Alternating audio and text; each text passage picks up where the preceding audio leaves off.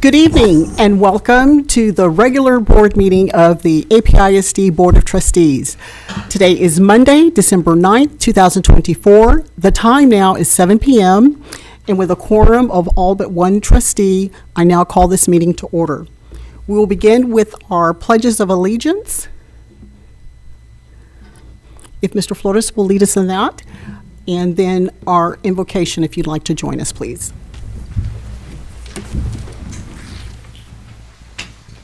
I pledge allegiance to the flag of the United States of America and to the republic for which it stands, one nation, under God, indivisible, with liberty and justice for all. On the Texas flag, I pledge allegiance to thee, Texas, one state, under God, one and indivisible.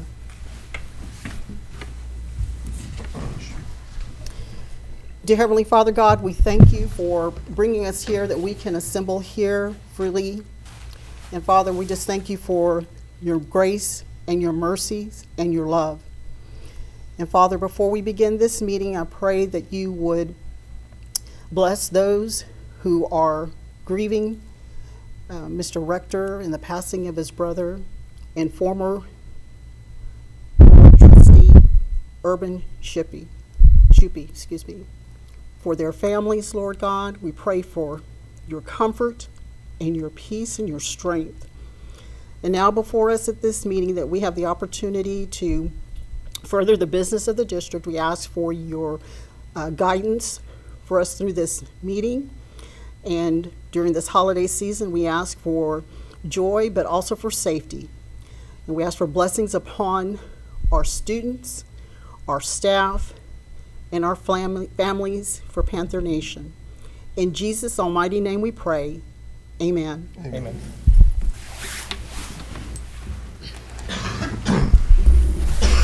Thank you, Mr. Flores. At this time, this is a portion of our meeting for public testimony. As the list is coming for those of you who have signed up to speak tonight or make your comments tonight, pursuant to board policy BED, the board will allow every person who wishes to address the board on an agenda item to do so before the board's consideration of the item. The board shall not deliberate regarding any subject that is not included on the agenda posted with the notice of this meeting. This is a time for the board to stop, look, and listen to public comments. Each speaker will be allowed the same amount of time to address the board. May I have the list, please?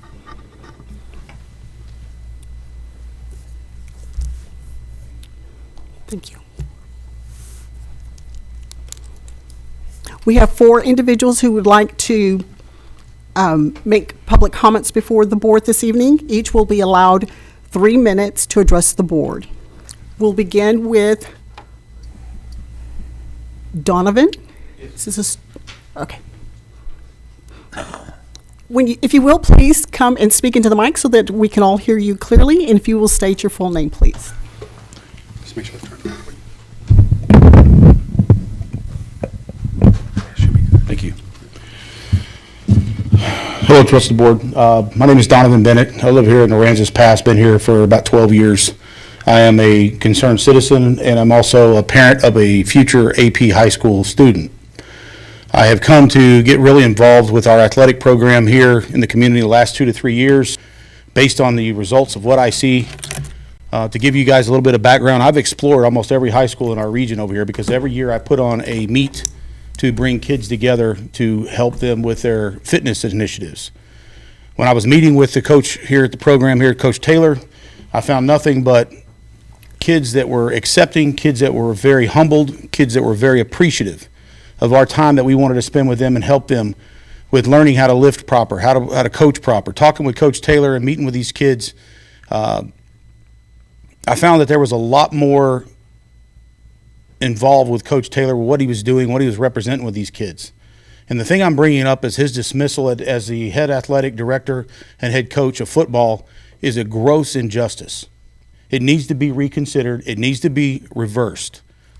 What you can quantify on a win-loss program has nothing to do with what you lose with development of our next generation students, our next generation of human beings in our community.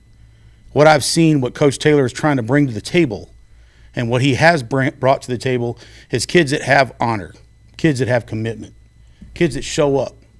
You know, when he showed up here, he had 17 or I think it was 15 children or 15 students show up for his first year program. Last 2 years, he's been averaging 70. That's buy-in. You can't just buy that. You can't just bring a new coach in for that. You have to give the man an opportunity to develop a program. And I've done my homework. Aransas Pass in the last 20 years had a 36% win ratio, period. They've only had 5 seasons of above 500 in 20 years. You can't blame a coach on that. There's a lot of people sitting in this board who've been there that whole time. It's time we take our own initiatives and you know, we as parents and concerned citizens hold the school board accountable. You guys think you know what's best for our community, what's best for our high school? I don't see it that way. We've had 6 different head coaches in that same duration. We had a lot of school board members here. They've been through that whole thing. Tell me what the common denominator is. You know, I feel, and I'd like to show how many kids are in here to represent Coach Taylor. Raise your hand. These kids come in here on their time. There's adults and there's concerned parents. Everybody in here. I've met with a lot of these kids in their school and at the weightlifting gym and the program with them. I've supported them myself. I came up here in the summer program. I dug in my pocket. I brought in pallets of Gatorade and protein because the program is severely underfunded. School board needs to find a way to get funding to present that bright, shiny penny that the other schools have. We're losing talent to other school districts because we don't offer the same facilities.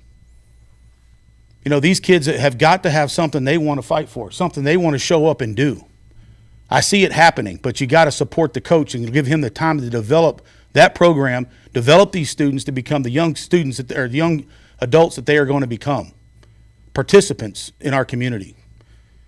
They're going to win. It's going to win. It's a win no matter what, because the way I see it, when he showed up with 17 and now he's got 70 showing up, that's 300, 400% difference. That's a win. I don't see how you could ever fault him for what he's trying to do. School board needs to reverse that decision. You guys need to do the right thing. Bring that coach back to his position, put him back in play, give him a contract, give him the ease of being able to function without the pressure of having to get 6 wins for the season, which was the ultimatum that he was presented with. That doesn't give somebody the integrity to develop the kids and put the kids who may not be as good as the top 11, but let them get involved. Every bit of that is everything. It's counterproductive. You cannot develop a program under the pressure of having to have 6 wins or you're out.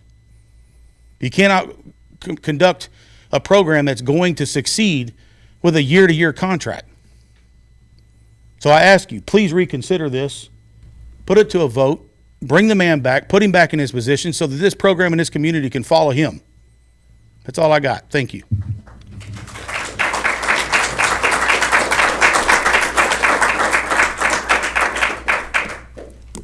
Next, Frank, I believe it's Bettis.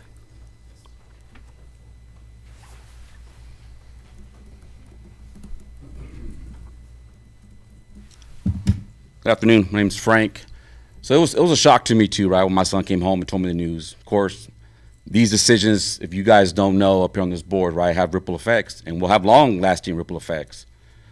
One thing is, like, you know, having to look at your son and see him cry because he believed in Coach Taylor. Now, I know Coach Taylor can't be here today to defend himself. Has he given a chance to explain himself? No, probably not. Now, I don't know if this decision was based off one man. According to the world out there, Mr. Galvan and Mr. Barnes here made that decision. Now, I could be wrong, but if I'm wrong, please tell me I am. And it was a board decision to reassign Mr. Coach Taylor, right? Now, whether it's one man's feud versus another, from what the rumors are, because I don't believe Mr. Barnes being here 1 year can make a decision, because this year was one of our better years than previous. So how does he know what happened in the past? So I don't fully believe it was all his decision, right? Now, of course, right, 6 wins, that's tough for any team, This is not Cal Island. This isn't Alice. This isn't Flower Bluff. It's Aransas Pass. We're not known traditionally for winning. We had a few good years, and if you were here, you saw them, you got lucky. That was it. Like the gentleman before you missed 6 wins, 20 years, 5 teams have only done that. That's a lot. Some of these kids, none of these kids were born here. It's a lot to ask for one man to do. But yeah, we pulled the rug from him just when everything's starting to gel together and get good. The bad that he inherited, right? The team before Coach Taylor got here, they went 3-7. 3-7. Does that sound like a winning record? No.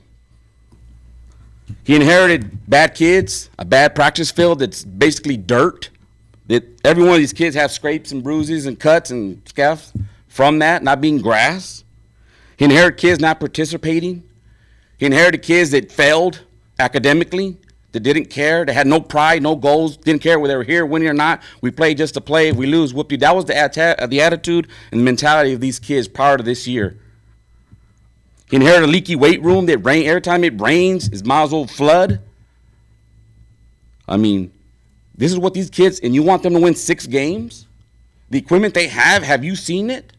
Is it the best? Probably not. But you want them to win 6 games or more? Come on, let's be real here. You know that, we have Coach Harrod inherited also a young team. Every year he's had to deal with freshmen, sophomores playing on his varsity. We don't have the luxury of these other teams to play with seniors and juniors. We don't. Year in and year out, our boys get the crap beat out of them. They lick their wounds, but they keep fighting because Coach Taylor. Not because, they have something to fight for. Now, in the past, we get the shit beat out of us, excuse my language, and who cares? But Coach Taylor is telling these boys, don't give up. Prior to this, my son, his attitude this year, he believed that every game they had a chance to go out and win. Whether they did it or not, but he believed that.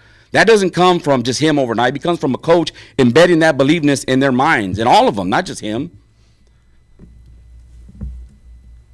He also inherited a rough and tough district. We have one of the toughest districts in this region. The Ednas, the Goliaths, the Orange Groves. All these teams that went to the playoffs, lost in the first, second, third, and they're still probably going to win state. 15, they might go undefeated. You want us to win 6 games against them? Come on now. Do we understand who we're playing, who our competition is? Our boys are doing the best. Our coach is doing the best with what he's got. We're asking him basically to go win a poker game with a pair of 8s. Let's be real. Now, what's the good since he's been here? Commitment, his effort, his loyalty, his bond with all these kids, getting them to go to practice like the gentleman prior said. Now kids want to play. They have reason to play because they believe in their coach and the bond that they have with their coach. He's built a foundation here when there was none.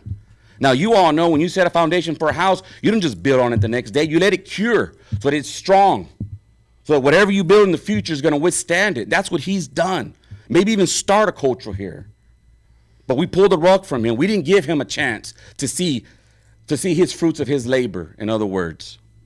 It was too easy. Just get rid of him. Let the next guy come in and reap all the benefits, right? That's what it's going to happen. You got more kids involved, more kids buying in, holding the kids' accountability. He's supporting the younger youth groups, which has never been done. He's supporting those guys, teaching them plays that they're going to be running in high school. Who says he's not involved? These are all the good things, and there's a lot more. Of course, I don't have time. But let's see what he can do. It's not always about winning, but the advice and the mentorship that he's giving these young men. A lot of these young men are going to be more successful in life than some of the other successful programs because they learn to deal with losses all their careers. And they're going to know when the going gets tough, that they're going to be able to pick themselves up and dust off and keep going where other successful programs can't because they've never tasted defeat like these boys. Mr. Pettis, your Yes, ma'am. time is up. Thank you. Thank you, sir.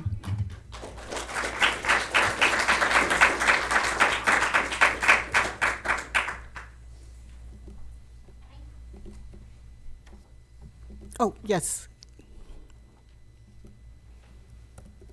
Please will state your name. I'm Coach Dubois. Those of you that don't know me, this is my 3rd year here. I've been coaching for 13 years. My first 4 years coaching were with Coach Taylor at another school. After I retired from the Air Force, he gave me my first job. And I learned a lot from him. Everything I know about offense, I learned from Coach Taylor. Those first 4 years working as a coach, it was like being a part of a family. Even though we worked on Saturdays and Sundays, it didn't really bother me because we had such a good time together. And during that 4 years, nobody left. All of us stayed together until Coach Taylor left. So 7 of my 13 years have been with Coach Taylor. The other 6 years, I've worked for 5 different athletic directors. Usually after 1 year, I left. And I don't want to have to go through another athletic director change. Coach Taylor cares about the kids. If that's what's truly important, is the young men and women of this district, you're not going to find anybody else to come in and do that. What you don't see, and what I've seen with 5 other athletic directors, is most people, they look down the line. What's coming? Okay, after this year, we don't have a whole lot left. So we need to win and get out of here and jump to another job. Coach Taylor waited 5 years to get a job as an athletic director again, and he took this job. Not because they had a history of winning, as Bam had pointed out. He showed up, and on that very first day of two-a-days, when only 13 kids were here, and our facilities don't match up with the teams that we're playing against, he could have just bailed after that first year. But instead, he stayed for 4 years, and his record kept taking a hit and kept taking a hit and kept taking a hit. And so now his career record doesn't look that well. But he was never a person that looked and said, man, we need to get out of here after this year. It was always about building. How can we make them better? And he's built the program up to where the last 2 freshman classes have been bigger than the last one. We've played the last 2 years with the freshman and sophomore quarterback. Jerry's extremely talented. He's 14 years old. He should have been a freshman this year. He's played 2 years of varsity football, and he's going to do nothing but get better. And maybe you bring somebody in here and he wins more than 2 games that he won this year, but they're going to inherit a much fuller cupboard than what Coach Taylor picked up when he got here. So I'm probably not going to be able to change your mind, and I'm not here to sling mud. You all made a decision that you think is best. I think it's wrong. Like Bam says, I ask that you reconsider, because you're not going to find another guy come in here and is going to have the same kind of relationship. Somebody's going to come in here and look to hit that springboard to the next job. They're not going to stay. They're going to see these next 2 years of talent, win, improve, and then in 3 years you're going to be looking at hiring another coach again. Right now we have a family, and I'm asking you to not break our family up. Thank you.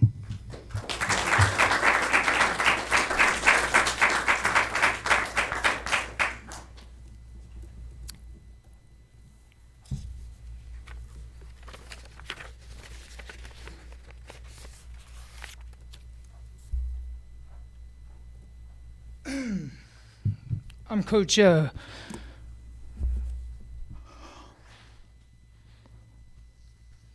Z.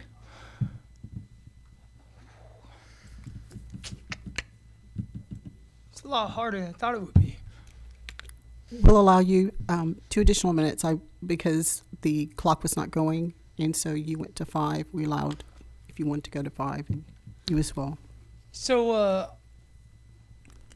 I came with Coach Taylor 3.5 years ago, and we left a job at Van Vleck where we were successful, made the playoffs. Like, that doesn't just change. Like, we didn't just forget football because we moved towns. There's a lot of contributing factors. When Coach Taylor took this job, it was implied by certain board members that we should run the head basketball coach off because he was the problem with football. He's one of the winningest basketball coaches in the state, and a great mentor that I have learned to love. But it was implied. It's been implied that he should make coaches change decisions to fit certain board members' agendas and to fit what they want for their kids. He inherited poor facilities, holes in weight room, roofs, 13 kids. The first day of practice I showed up, I had 3 linemen, and 2 of them were freshmen. I didn't even have a whole offensive line the first day of practice.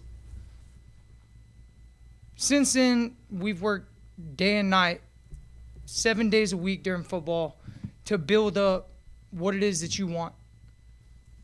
As Bam said, the winning percentage is not great here. Y'all have gone through 9 head coaches in 20 years. You've had 7 seasons of 5-5 or more. And I counted the average. The average head coach has a lifespan here of 2.7 years. That's why your football program isn't winning, because you don't give people time to win. It takes time to build something right. And we've got these boys going in the right direction. They want to play football. When we got here, kids didn't even want to play football. We had to go in our own hallways and recruit our kids. We had to beg kids to play football here. And it's a testament to what Taylor is as a leader. To take a program from 13 or 14 kids, whatever it was that first day, to 70 in 3.5 years, there's growth there. And he did it with all kinds of people telling him what he should do and how he should do it. And he could have left after 0-10 and all these facilities and board members on his back. He could have left. He didn't jump ship. But now that it's kind of going in the right direction, we want to, like they said, pull the rug out from underneath him. I don't think that's right. If we're going to go off stats being the only thing that matters, we have a D- rating as a district. Where's the accountability for that? Where's the accountability for y'all? Y'all are leading. You don't want to hear that. And I'm not doing that to point out my colleagues, because it's a big team thing. Everybody has their hand in that rating, and everybody has a hand in it. I could sit here and point the finger at everybody and you and you and you. But I'm not like that. It's a team thing. And I don't think it's right that Coach Taylor is catching the brunt of this, because there's a lot of contributing factors that go into building a program. You can't move in one direction when you got 3 or 4 people wanting their own thing and their own agendas, and they're all moving different directions. And what was done to Coach Taylor is not right. And I sat and listened to a board member call him and tell him that he was a piece of, and that he didn't love kids. That's the farthest thing from Coach Taylor that I've ever known. And I've known him for 8 years. I coached with him at Van Vleck for 4 years, and I've coached here with him for 4 years. And there is nothing that no one can say about that man not loving kids. That man loves kids. And his record might not reflect it, but that man loves kids.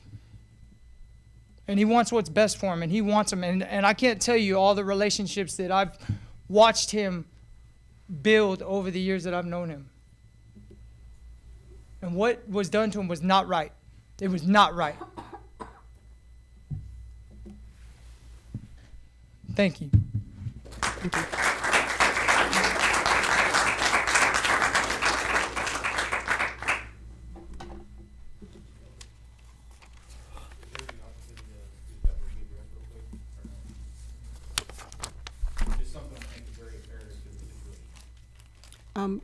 Unfortunately, you've already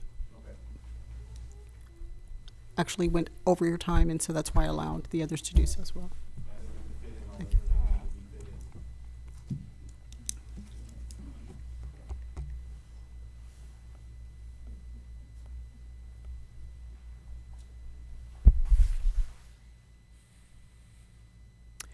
We are now at the portion of our meeting for district recognitions.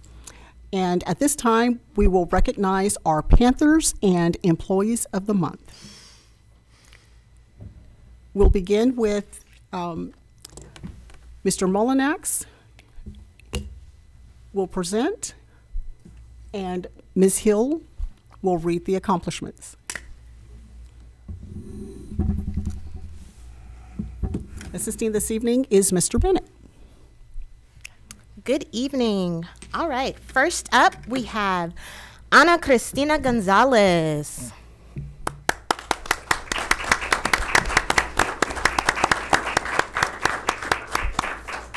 Ana Cristina is a first grade student at Falk Elementary. She is a shining example of respect, kindness, and conscientiousness. She approaches learning with a positive attitude and a genuine enthusiasm that inspires her peers. Ana Cristina is always ready to lend a helping hand, often anticipating the needs of others without being asked. Her thoughtful actions and cheerful demeanor make her a true role model for her classmates. Congratulations.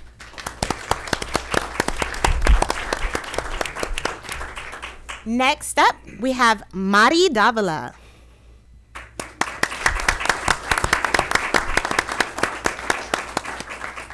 Mari is a fifth grade student at Charlie Marshall Elementary. She shows Panther pride through her kindness, thoughtfulness, and loyalty to her friends. She is always there to support others and works hard to do her best. Mari has an amazing progress in class, and her dedication is truly paying off. Her positive attitude and steady effort inspire everyone around her. Congratulations.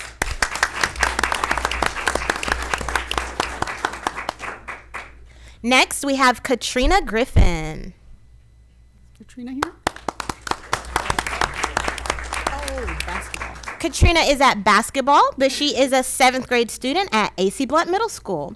AC Blunt is proud to recognize Katrina for the outstanding qualities she consistently demonstrates. Her kindness and willingness to help others have made a real difference in our school. Katrina is also a natural leader. She steps up when needed and inspires those around her with her calm and confident approach. She fosters collaboration and encourages others to do their best. Her contributions are truly appreciated, and we look forward to seeing all the great things she will continue to achieve. Congratulations, Katrina.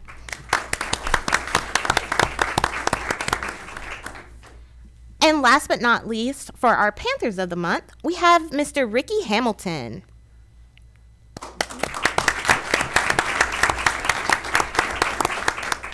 Ricky is a junior at Aransas Pass High School. He is one of our office aides and is always willing to help out when needed. He greets people and answers phones, providing some of the best customer service in the district. Ricky is also an amazing football player, playing both offense and defense throughout the season. His leadership on the field and off makes Ricky one of our best students, and that is why he is Aransas Pass High School's Panther of the Month. Congratulations, Ricky. Now we will move into our Employees of the Month. First up, we have Miss Belanira Perego. Ms. Perego is a first grade teacher at Falk Elementary. She has been a constant source of light and positivity throughout this year, offering unwavering support not only to her students, but also to her entire team. She consistently welcomes suggestions and works with others to find the best solutions, fostering an environment of collaboration and trust. Her positive attitude and encouraging nature inspires everyone around her to approach challenges with hope and determination. Ms. Perego embodies the spirit of kindness, perseverance, and commitment, making her an invaluable part of Falk Elementary. Congratulations.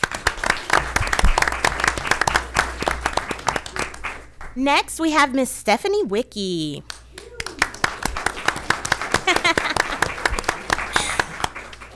Ms. Wickie is the counselor at Charlie Marshall Elementary. Our hallways are currently exploding with holiday cheer as she preps our school for the annual Charlie Marshall Elementary School Whoville celebration. She is always here for her team and shows up every day ready to go. Stephanie really goes above and beyond. Anytime she sees a need, her heart says she has to help. Thank you, Stephanie, for all you do. Congratulations. Next, we have Miss Alexandria Neal.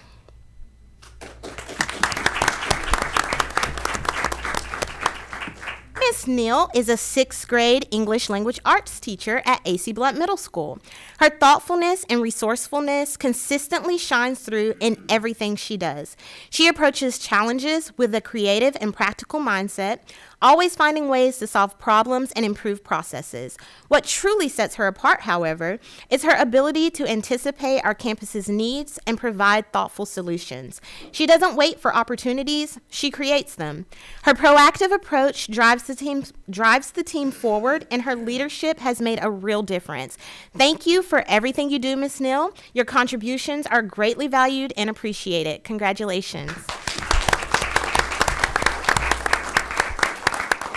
Next up, we have Ms. Teresa Crawford. Oh, Ms. Crawford could not be here tonight, but she is from Aransas Pass High School. The high school has faced adversity this year in the English department with the loss of Mrs. Cook. Students were placed on an online platform while we waited for a teacher to be hired, but in the middle of the year, it is difficult to find a certified person in a tested subject. This is when Ms. Crawford decided she would do what is best for kids and took over the English 2 classes. With a smile on her face and a very go-get-'em attitude, she comes in every day and works to prepare our students in English 2 for the state exam. She does all of this while still maintaining her own English 3 classes. And yes, she takes attendance for both. She prepares lessons, looks at data, studies her students' achievements, and prepares lesson plans for both English 3 and English 2, very much taking on the task of 2 certified positions. When the school and the students needed someone the most, Ms. Crawford put on her hero suit with an S on the chest and stood in the gap. Her teaching expertise and her love of students and staff is why Teresa Crawford is the Aransas Pass High School's Employee of the Month. Congratulations, Ms. Crawford. Michelle, one of our honorees showed up, so. Perfect. Mr. Hamilton, please step up to the banner for your photo, please. Since you have joined us, I will actually go back and read the wonderful things that were written about you. Ricky Hamilton is a junior at Aransas Pass High School. Ricky is one of our office aides and is always willing to help out when needed. He greets people and answers phones, providing some of the best customer service in our district. Ricky is also an amazing football player, playing both offense and defense throughout the season. His leadership on the field and off makes Ricky one of our best students, and that is why he is Aransas Pass High School's Panther of the Month. Congratulations, Ricky. Now, back onto our Employees of the Month. Next up, we have Miss Pam Bennett.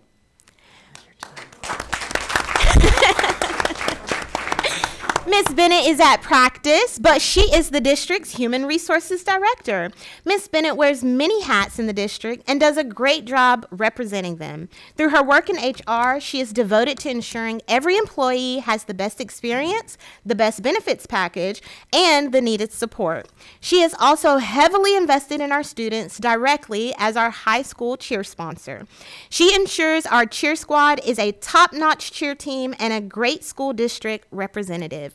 In spite of her many hats and long hours, Ms. Bennett always greets everyone with a smile and a positive spirit. Thank you, Ms. Bennett, for everything you do to support Aransas Pass ISD.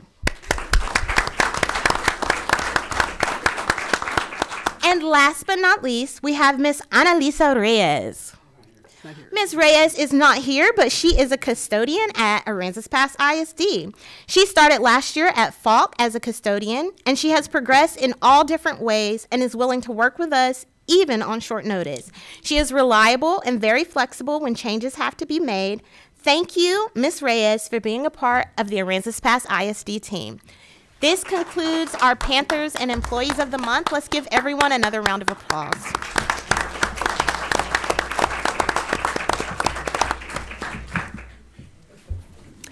Thank you, Mrs. Hill, for the readings, and thank you, Mr. Mullinex and Mr. Bennett, for assisting in the presentations. Want to thank all of our students for being here this evening, those of you who came to show your support, and then also just to give out another congratulations, and we are proud of you students as our Panthers of the Month, and to our employees who've been recognized as Employees of the Month. This is a good opportunity for us to take a pause in the daily functions of the district to be able to recognize the efforts and good works that those are employees and students are doing. We know that there's many others, but we are proud that you are here this evening to be able to let us recognize you for your work and just encourage you to keep up the good work. We will take a pause. We understand, it is a school night, and so you're more than welcome to stay, but if anyone needs to leave, you can do so. Again, we appreciate you coming this evening. We will, as you're doing so, or if you want to take more pictures, that's fine. We'll allow our speaker for our presentation that will be coming up to transition towards the front, please.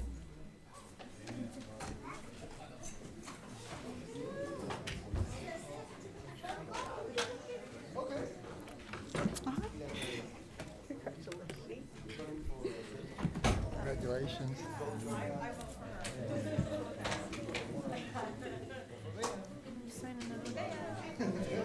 Family photo, whole family.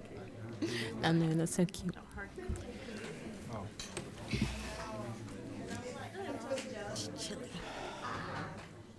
They did.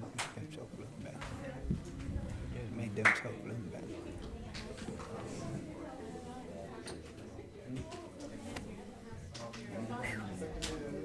Always takes the wind out of me. Instead of reading it, it always takes the wind out of me.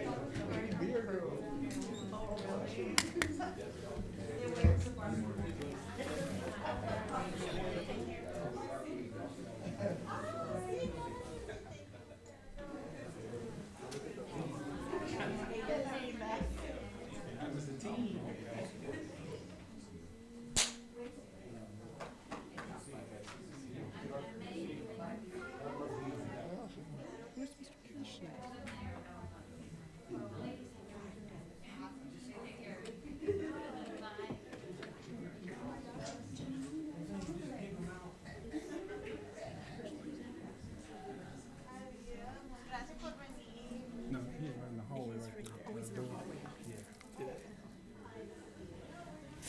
He's waiting for everybody to get out. Oh, okay, no problem.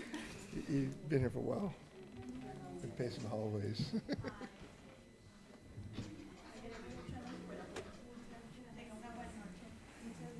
Not changing my mind.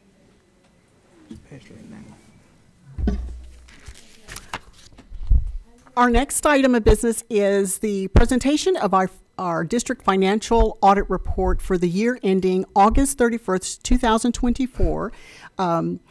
This evening, we will have, if our presenter will, or Dr. Barnes, you want to lead us off first? No, he was Okay, we'll move right into the presentation. Okay, thank you. Trustees, you have the audit in your packets. And then there's also a hard copy at your desk. Good evening. Good evening. My name is Michael Kieschnick. I'm a CPA and partner at Lever & Kieschnick. We've conducted y'all's annual financial reports, and I'm pleased to present y'all a clean report. We've issued an unmodified opinion, which is the very best opinion we can issue on a set of financial statements. I intend to be brief, but if anybody has questions, please just let me know. We can stop right there and talk about it. If you would, turn to page 2 in your reports. The second paragraph is our opinion paragraph, and it states, in our opinion, the accompanying financial statements present fairly, in all material respects, the respective financial position of the government activities, each major fund, and the aggregate remaining fund information of Aransas Pass Independent School District as of August 31, 2024, and the respective changes in financial position and, where applicable, cash flows thereof for the year that ended in accordance with accounting principles generally accepted in the United States of America. So this is our opinion. It's a clean report. Beginning on page 12, Exhibit A1. Every school district in Texas is required to present 2 sets of financials. The first is on a for-profit type basis or a government-wide basis, and the second is on the fund basis of accounting. That's the way school districts keep the day-to-day books. Exhibit A1 is the statement of net position, your government-wide balance sheet. To end the year, your total assets was $51,805,004. Deferred outflows of resources, $4.9 million. Liabilities of $28,190,000. Deferred inflows of resources, 5.6 million, leaving you a total net position of 22,909,386. Turn to page 13, Exhibit B1. This is your statement of activities, the income statement for the government-wide basis. Your total expenses for the year was $23,933,294. Those expenses were offset by two types of program revenues. The first being charges for services of $110,465, operating grants and contributions of $3,192,46.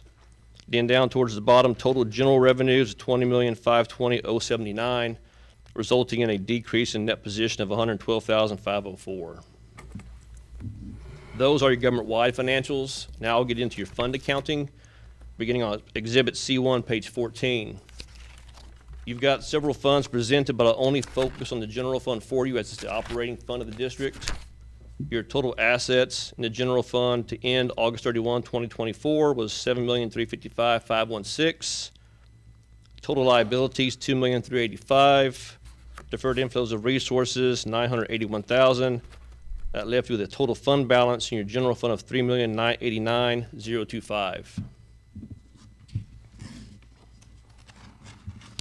Page 16, Exhibit C2. This is your statement of revenues, expenditures, and changes in fund balances for your governmental funds. Again, I'll focus only on the general fund for you.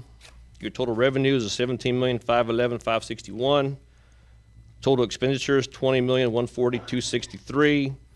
You had some, I believe there were maintenance notes of $1,391,500. So that resulted, after all that, of a decrease in general fund balance of $1,237,202. You began at $5,226,000 and come back to $3,989,025 for your ending fund balance in your general fund. Typically, that's where I stop. There's a lot more to the report, notes to the financials, a few more reports in the back from us. Those are both clean, unmodified opinions. Some more documents required by TEA as part of the audits. Those are all clean. Do I have any questions? On the fund balance that you're reporting on page 16, Yes, sir. 3.9, is any of that designated for any other projects, or is it all undesignated? You've got $750,000 that's committed for capital expenditures. Where is that at? On page 14, in the general fund column, you've got some non-spendable fund balances, which are prepaid items. Y'all have paid for some items in advance. I'm not sure what those are exactly. You have $671,000. You've got $750,000 committed for future expenditures for equipment, and that leaves an unassigned amount of $2,567,943.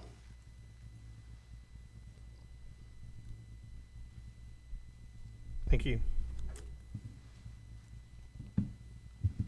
Trustees, any other questions up until this point?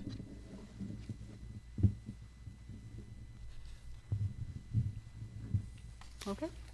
Well, thank you. I thank Ms. Chapa and her staff for all the help in getting the audit done. It's always a big task every year, a lot of work, a lot of hours involved in getting this report ready. So just thank you to her and everybody involved in the process. I have a question, just something minor. I noticed, let me see, what page is it? The bond rating was kind of highlighted in the margin. Is there a reason for that? It's on page 10, I believe.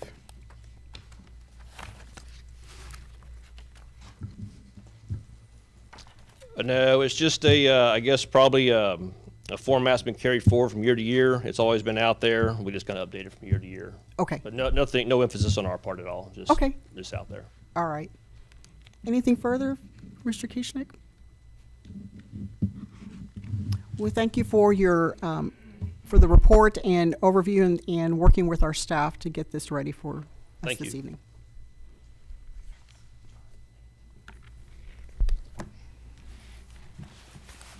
We will now move into our superintendent's report. Dr. Barnes. Good evening, Board. So I'd like to share with you the year-to-date and our current enrollment and attendance. For the month, we're at 1615.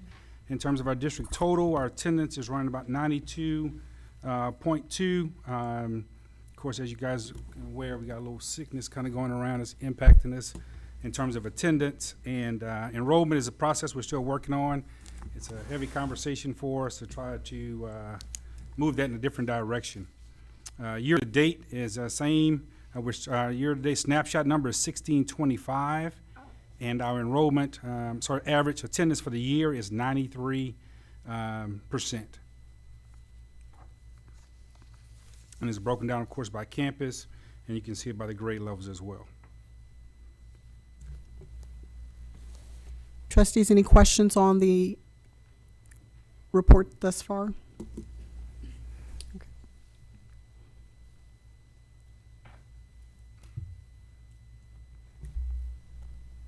Our next item is our VATRE discussion and information. Dr. Barnes. Yes, I just wanted to kind of update the board and the community on the VATRE.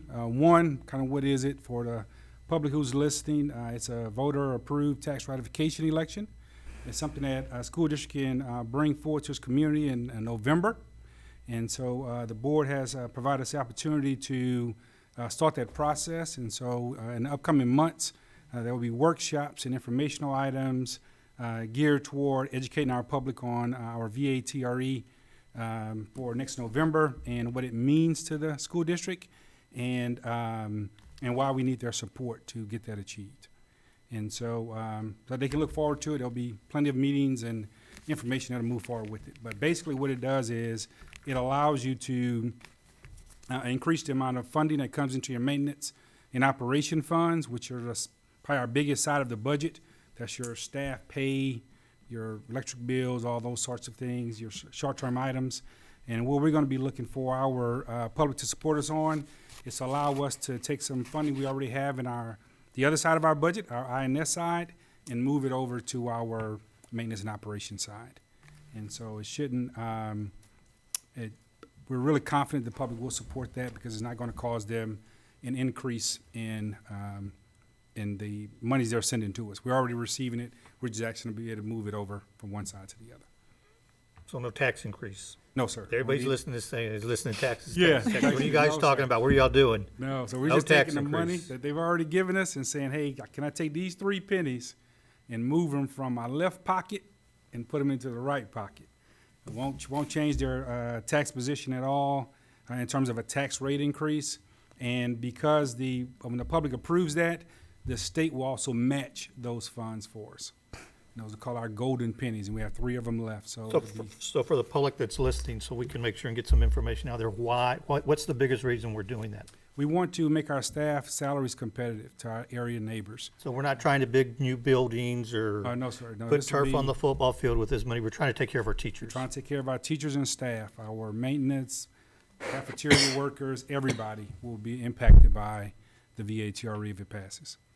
Just want to make sure parents and community members understand why we're doing it, what the conversation is. I mean, By taking for care of our years, people. we've struggled to stay competitive. I mean, we've tried the best we can, but when you look at our tax base compared to a GP that has Exxon in their backyard or Ingleside that has Cheniere or whatever the plants are, I mean, we don't have that. We don't have that big tax base, so that limits the amount of tax revenue that we have here, which limits what we can do and what we can spend it on. And one of the challenges has been to keep that competitive rate with our teachers to the surrounding areas. So this is another way for us to try to do that. That's why you're bringing that to us. Yes, sir. And I would say it's also due to the diligence of the board and taking care of the INS payments and doing those where you've built in an excess. So over the years, as you've paid down those debts that you currently have, like your mortgage notes in a sense, for things like Falk Elementary and other places, that has allowed us to have that surplus to move over. So it's due to diligence of the board and the district leadership. In the past, you guys done a great job of managing the monies we do have to allow this to take place. And Dr. Barnes, when we had the workshop and we talked about how we're going to share that information out to make sure that everybody understands it, because I mean, I'll be honest with you, I had to go in and research it myself to see exactly what we're doing. So I know the average person's probably not gonna know what that is, other than a voter-approved tax ratification election. Yes, sir. But our staff needs to understand what we're trying to do for them too, because they need to be advocates of what we're trying to do, so we can educate the whole community. Because it's a win-win-win for the district and the teachers. That's who we're trying to take care of. So we're going to need their help getting it done also. Yes, sir. Trustees, any other comments or any questions? this is just an informational update. Certainly, there will be more opportunities, not just for leadership, but also for the community as we move forward in exploring the VATRE. The earliest would be November 2025.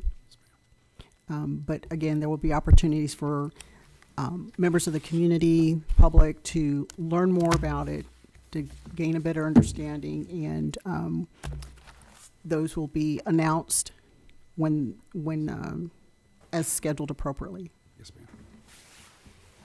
But we have to start the process, so thank you for that, Dr. Barnes, and also Ms. Chapa, for your preliminary work in getting the ball rolling for us as a district on these. Our next item is the calendar of upcoming events. This is included in your package, trustees. Dr. Barnes, is there anything in addition to this?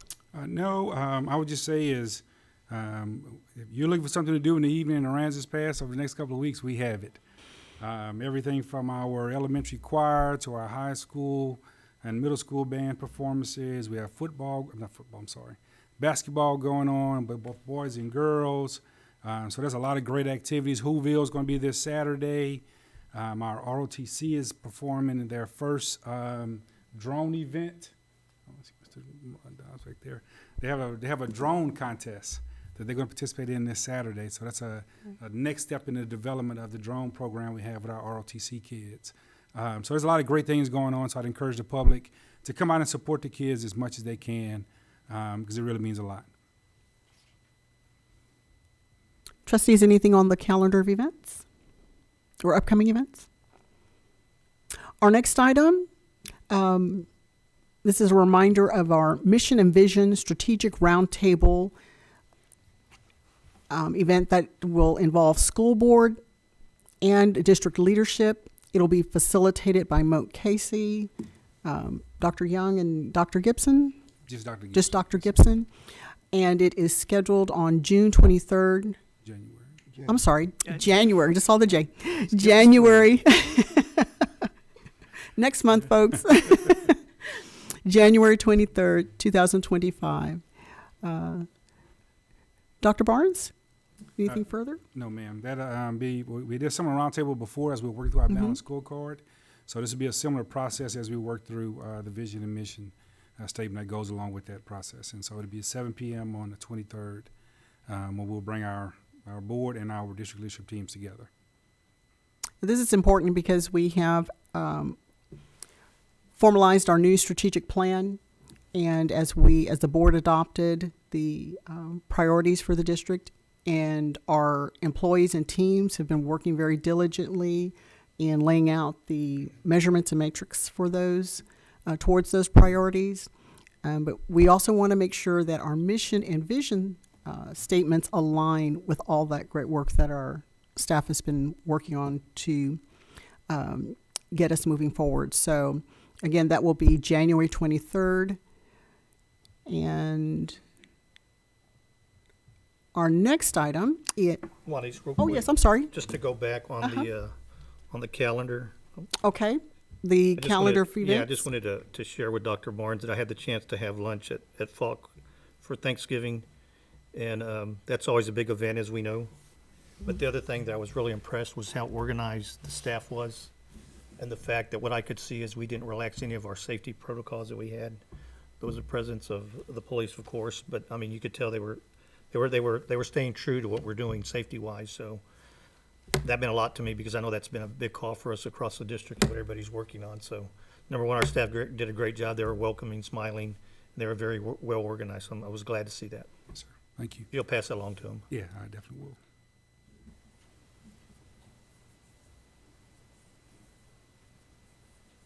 And now we will move into our financial reports. Ms. Chapa. The first report, the accounts payable report as of November 30th. Total cash on hand is $4,589,000. Total expense for the month is $602,697. Since we were out a week in the week of November, we have less payables for the month.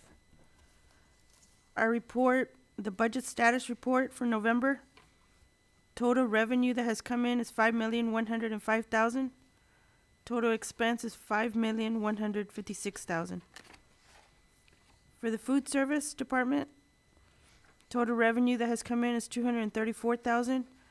Total expense is $352,000. That's due to capital expenditures that we have been purchasing and presenting to the board for approval that has been allocated through our fund balance that has also been approved through Texas Department of Agriculture for those bigger capital expenditure items. So it's not that our food services has gone over budget. This is utilizing the, what was available in the fund balance that we needed to bring spend down. down. We needed to yes. In our debt service fund, we've received $308,000. We don't have a note payable till February. Our tax collections for November, the current taxes, we've received $887,940. And our delinquent taxes, we received $30,638. That's all I have if there's any questions. Trustees, anything on the accounts payable report? Budget status reports? Tax collection summary report? Thank you, Ms. Chapa. We're now at the portion of our meeting for the consent agenda.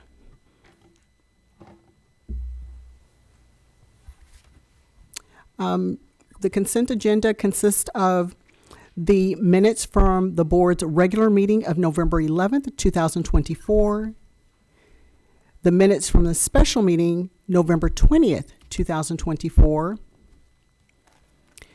the Aransas Pass Independent School District Universal Agreement Field Placement, and the Aransas Pass ISD Retainer for Professional Services of legal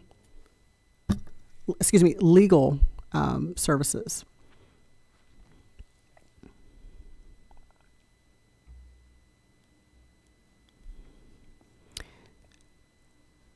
The field placement affiliation agreement, that is with Grand Canyon University and APISD for a student teaching program.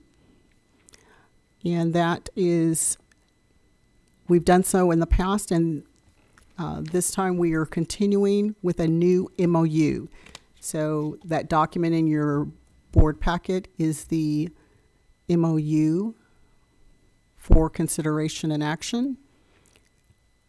And then the retainer agreement with Walsh, Gallegos, Kyle, Robinson, and Rolson PC for legal services. That's also in your packet. I'm not seeing that attached on here. It's all under consent agenda, like the actual, It's all under consent. Okay, gotcha. Yes. the header, yeah. Thank you. No problem. Before taking action on the consent agenda, is there any item that any trustee would like to pull for further discussion?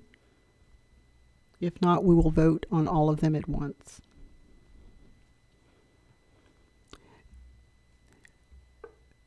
The field placement for the student-teacher program, that will take effect if we approve it December 9th, 2024 through December 9th, 2027. The Walsh, Gallegos, Kyle Robinson, and Rolson Legal Services Retainer Agreement is continuing with that same firm with no changes in fees.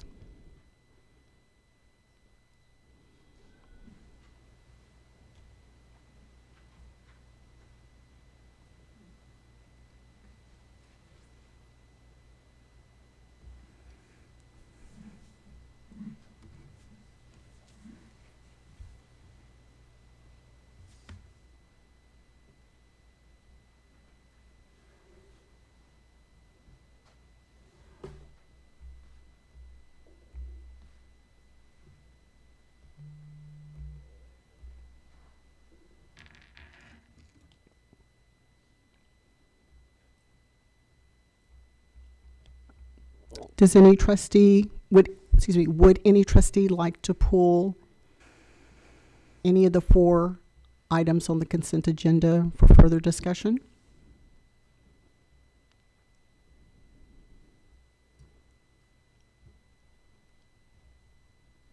If not, do we have a motion to approve the consent agenda consisting of the minutes from the regular meeting of November 11th, 2024, minutes from the special meeting of November 20th, 2024, the field placement affiliation agreement between Grand Canyon University and Aransas Pass Independent School District for student teaching, and the renewal of membership in Walsh Gallegos, Kyle Robinson, and Rolson PC retainer program. Motion. Motion by Mr. Galvan. Do we have a second? Second. Second by Mr. Molinax. Any further discussion? If not, all in favor, please say aye. Aye. Any opposed, please say nay. The motion carries. We're now at the portion of our meeting for board updates and topics for future meetings. First item is updating our board calendar. This is a calendar specific to board activities. We have various items or tasks that the calendar shows for the month. And so if you will take a look at that, and if there's anything that you would like to add as we are heading into 2020, so that way we can get that updated accordingly.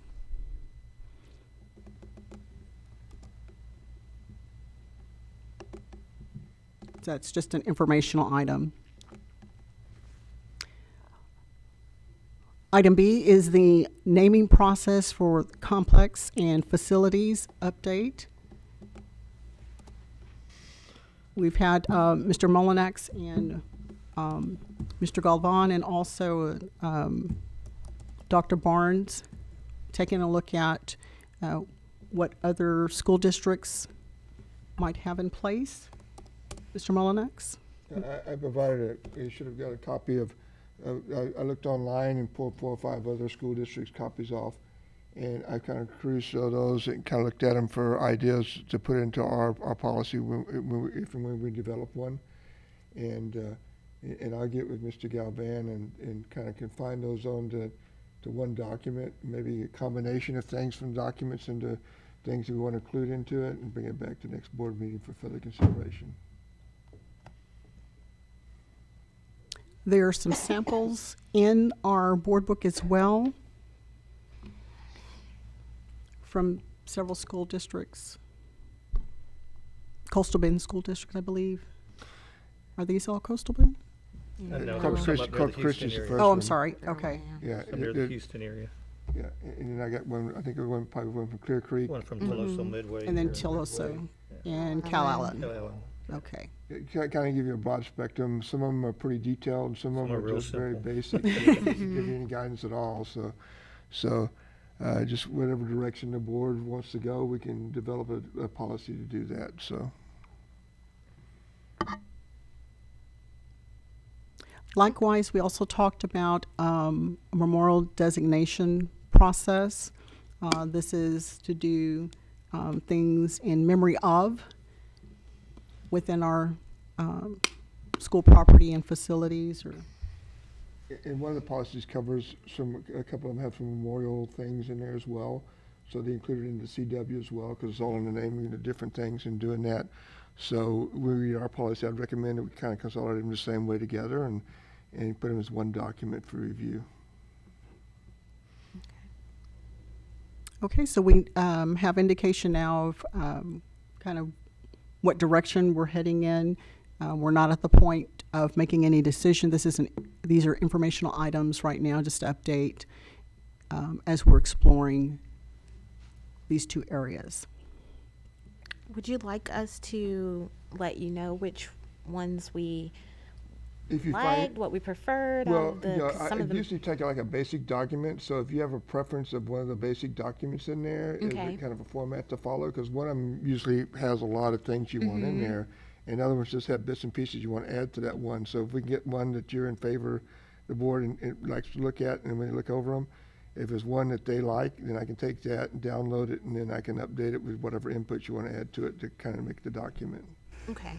Because some of these were vastly different with that more in-depth, like you were saying, on the memorial side and with the plaques and all of those different details, and some were really cut and dry, so. Yeah, and it's whichever way the board wants to go with whatever they want in the policy. If they just want to cut and dry, 4 or 5 bullets, that's it, or if they want the 4 or 5 page explanation. Okay. We can come up with a couple of options. Okay, that sounds good. Any other comments or feedback, suggestions? Okay, our next item is community engagement and education advocacy events. The Coastal Bend has been very active in advocating for public education, and we, members of the board and even Dr. Barnes has been invited to attend. I believe, Dr. Barnes, you attended one this past week for superintendents? No, that one is coming up next week. And Mr. Mullinex continues to serve on the legislative, on the committee. Yeah, and they've come up, like I said, at the last board, last TASB meeting they had back in September. They'd come up, and I think we passed that out for the LAC committee's finalized copy of what priorities they want to include into TASB to fight for the legislative session. So, if you don't have a copy of those, I can get you a copy. And they're kind of goes the way that TASB is going to fight for the next legislations, and a lot of it comes from data they gathered from all over the state of Texas, just not from down in South Texas. So, it's a compilation of every school district in the state of Texas had people give inputs to that, and it was like a year-long process they went through. Several meetings of members they had at different locations to come up with that, and so they come up with a laundry list of 50 pages down to a couple pages. So really, I think it's 1 page now. So brief and concise for the legislators to look at, something that you can take with you if you want to talk to your legislators about, something that they're going to get inputs probably from other school districts throughout the state for those same type of items. So. And a little bit closer to home, a fairly new organization, which is the Coastal Bend Public Education Advocacy Network. We had an opportunity to attend their inaugural meeting. They are going to be reaching out to school districts so that network also aligns with the things that superintendents are looking for as far as legislative priorities, trustees are looking for, and towards enabling us to be on the same page so that there's no confusion before our state legislative representatives when they're hearing from the Coastal Bend on the top priorities at this time for education. And also to go along with that, there will be some opportunities in the future for all the school boards from the state of Texas attending up to Austin. There's a day they're going to try to designate in the future that any board members want to go into that and make an appointment with your representatives or any representative or state senator. It's going to be a massive, kind of a, beat the doors of the legislative branch to basically tell them what our ideas were and ask for more support for our students. Another thing, Dr. Barnes, that I just was thinking about, in the past, we used to get a lot of mailings to the individual trustees, whether it was something for an advocacy group or the Region Service Center. I know a lot of it's gone electronic, but we used to have a package that was given to us every meeting of the thing that was mailed here to central office for us. I haven't been seeing that in quite a few months. If we can check on that and see what's being done with that information. And I know some of that is still in the works, and that making sure that everybody's on the same page, and so that when communications and flyers and things of that nature roll out, that maximizing the effort, right, and resources, and making efficient use of time so that if people do want to be part of a delegation going to Austin, or they want to send in a forum with state representatives that come to the Coastal Bend, that type of thing, trying to make it more efficient for those who would like to participate, whether it's attendance or other ways of contributing, so that the voice of education is heard in advancing what is best for students in Texas, in the Coastal Bend, and addressing teacher and other employee issues and matters.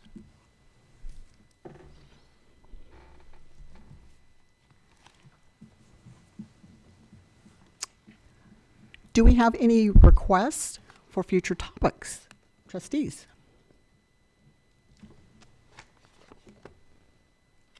We have several things in the works right now, but is there anything else? If not, we will move into our action agenda. Our next item is consider and approve the financial audit report for the year ending August 31, 2024. Ms. Chapa. It's as presented by Mr. Michael Kieschnick, the report requesting approval from the board, recommending. Trustees, are there any questions regarding the financial audit report? Comments? What is the pleasure of the board? Make a motion we approve the financial audit report for the year ending August 31st, 2024. Motion by Mr. Mullinex. Do we have a second? Second. Second by Mr. Galvan. Any further discussion? If not, all in favor, please say aye. Aye. Aye. Any opposed, please say nay. The motion carries. Next item is consider and approve revised board documents into an annual board handbook. Trustees, you have the table of contents for the handbook, and then the documents that we refer to as the board document, which are the standing rules, code of conduct, ethics. One of the things is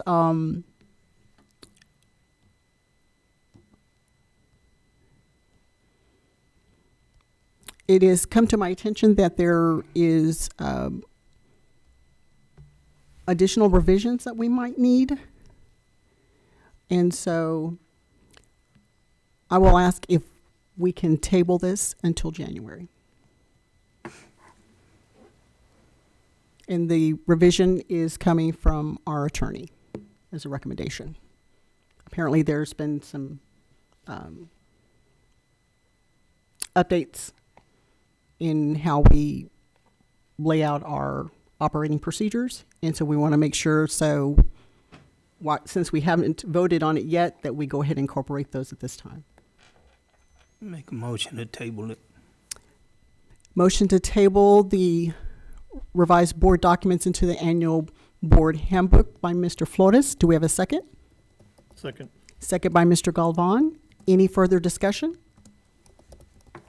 All in favor, please say aye. Aye. Any opposed, please say nay. The motion carries.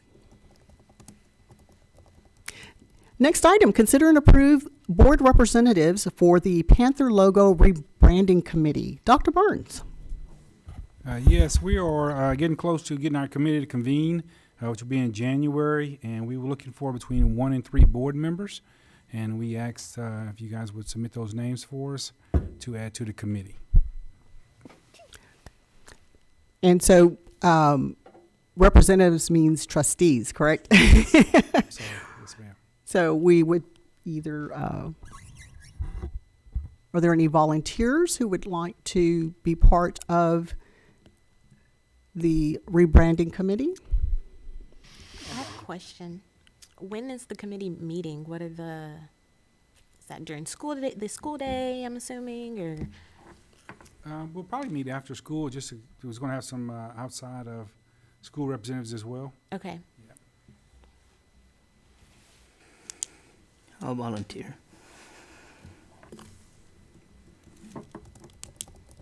Any other trustee volunteers? I'll volunteer.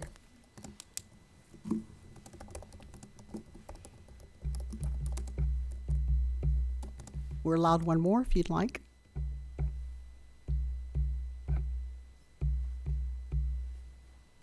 We can also reserve it to see if Mr. Rector might be interested. Thank you, Mr. Flores. Thank you, Ms. Hill, for volunteering to work with our district team and our community stakeholders who are going to lead us into a new Panther logo and rebranding. So do we have a motion to approve board representatives of Mr. Flores and Mrs. Hill for the Panther logo rebranding committee? So motion. Motion by Mr. Galvan. Do we have a second? Second. Second by Mr. Mullinax. Any further discussion? All in favor, please say aye. Aye. Any opposed, please say nay. The motion carries. I have a question. Yes, sir. When they finish their design and come up with whatever logo, I'd like to have an estimate of how much it's gonna cost to repaint the district with the new logo and all that. The costs associated with the rebranding? Yeah, I mean, how many places do we have the logo? We've got it on 2 basketball courts, maybe 4 or 5 basketball courts, all through this. You have it on the marquees. Yeah. Marquees. I'd like to get an estimate of how much it's gonna cost. Right now, it's not budgeted. So just, That can be part of the committee, make, for them to have an implementation phase of approximate cost. just an information, just give me a cost, 6 million, 10 million, whatever it's gonna be.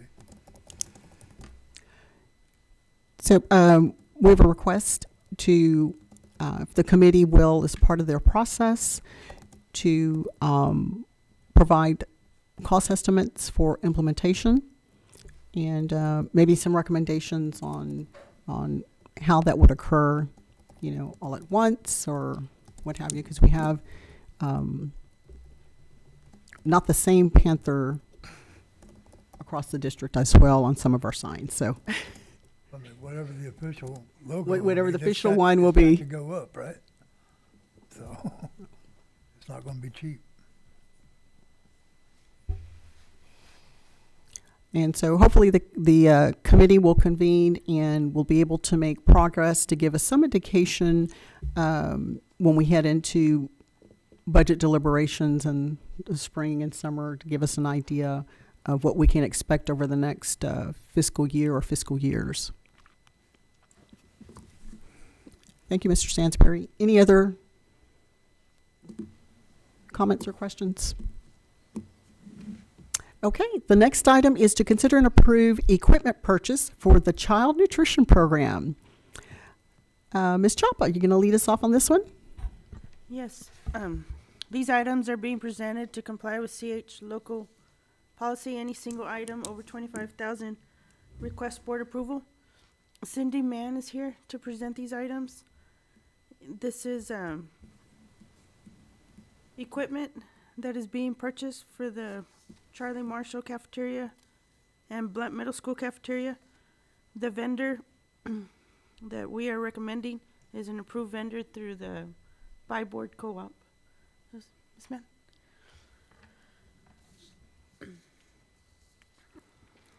We made you wait, Cindy. The best for last. Good evening. Hi. Of course, I had to go do a capital expenditure request through the TDA to get the approval to spend this money, and they did approve for both equipment. Marshall Cafeteria has received their new serving line, and so the next step is replacing the old serving line with a new one so they can have 2 serving lines, and we can move the students faster through. in regards to the new serving line coming in at Marshall, we need to have some new heating cabinets and cold cabinets that keeps the food behind the serving line hot and cold. And so we had to go out for quotes for those, and we decided to go with Mission Restaurant Supply. They're just about almost maybe $1,250 higher than Jeans, but Jeans did not include the electrical upgrades, which that cafeteria is going to need to for that new pass-through equipment to work in the electrical outlet. So it's going to need an upgrade, which Mission did include in their quote. So I decided to go with Mission because everything's going to be covered and nothing that our district or maintenance will have to do, you know, come out of that operation or come out of our budget, and but Mission will cover everything. So that's why I went with the quote, just like I said, a little over $1,200 higher. Protex and A Smart chose not to participate in that. So it's $49,765 for 2 heating cabinets and 1 cooling cabinet. So, and then at Blunt Cafeteria, their dish machine went out in September. So I had to, once we got the specs and everything in through the equipment, we went out for quotes, and we went through, we had actually 3 return their quotes back to us. Protex came in at $102,905. They were like way over, so of course I did not go with that. Mission came in at $55,000, and Jean's Restaurant came in at $52,000. And it's going to be a Hobart dish machine, which is a, I don't know if you'll have the pictures there or not, but it's a big equipment.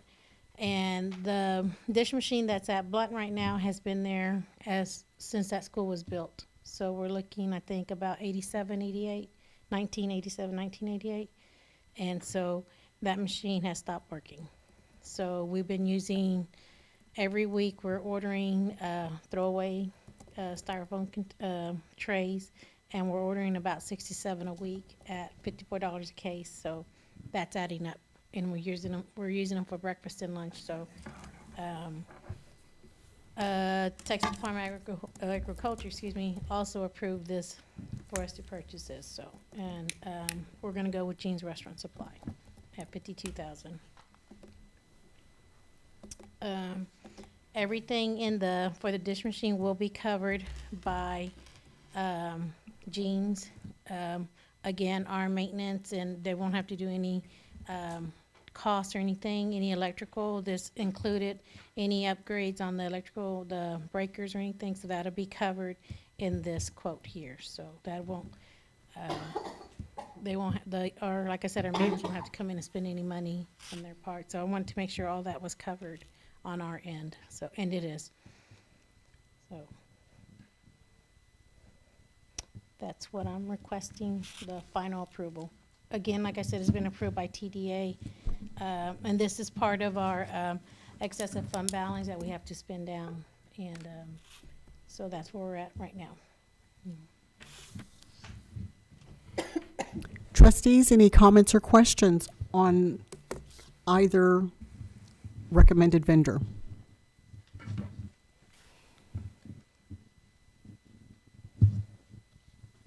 So the need to replace is there. We have the funding, and it's been approved by the state.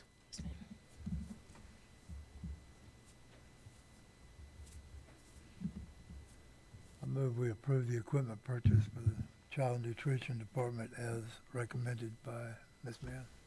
We have a motion to approve as recommended by Mr. Stansberry.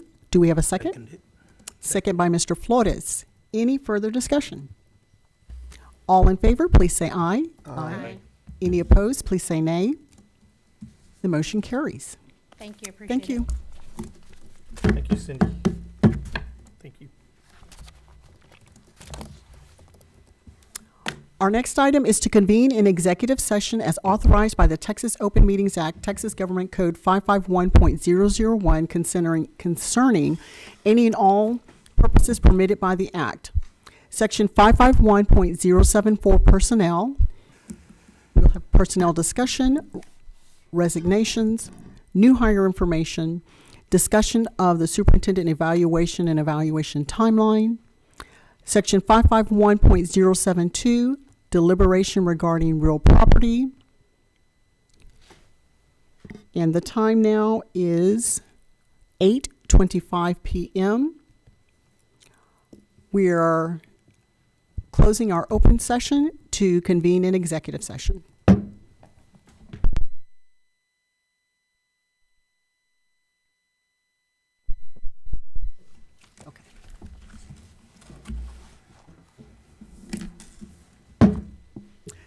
The time now is 8:58 p.m. We have closed our executive session, reconvening an open session, and act on any items requiring action from the closed session. Next item of business, to consider and approve resignations. Do we have a motion to approve the resignations as presented tonight? I make a motion. Motion by Mrs. Hill, Second. motion by Mrs. Hill to approve, second by Mr. Flores. Any further discussion? All in favor, please say aye. Aye. Any opposed, please say nay. Motion carries. Is there anything further, Dr. Barnes? No, ma'am. Thank the board. Trustees? Yes, Mr. Stansbury? I'd like Dr. Barnes to introduce the young lady sitting over the corner. I got no idea who that is. Well, Filling please. in for Ms. Miller, who could not be here tonight. Well, we have with us this evening Miss Jenna Adame, and she's going to be our new executive assistant. She's going to be taking the place of Ms. Miller as she transitions to communications. We're just waiting on the high school principal to hire his new secretary so we can make the transition fully. But she was here tonight to assist us to get prepared for her new position. Welcome aboard. Nice to meet you. Thank you. Look forward to working with you now. Yes. I don't know if it's a good thing, but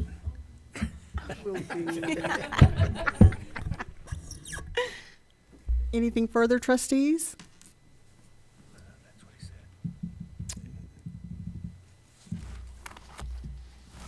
Is there anything further? Nope. Oh, okay.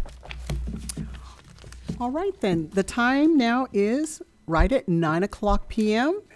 With nothing further for this board meeting, we are now adjourned.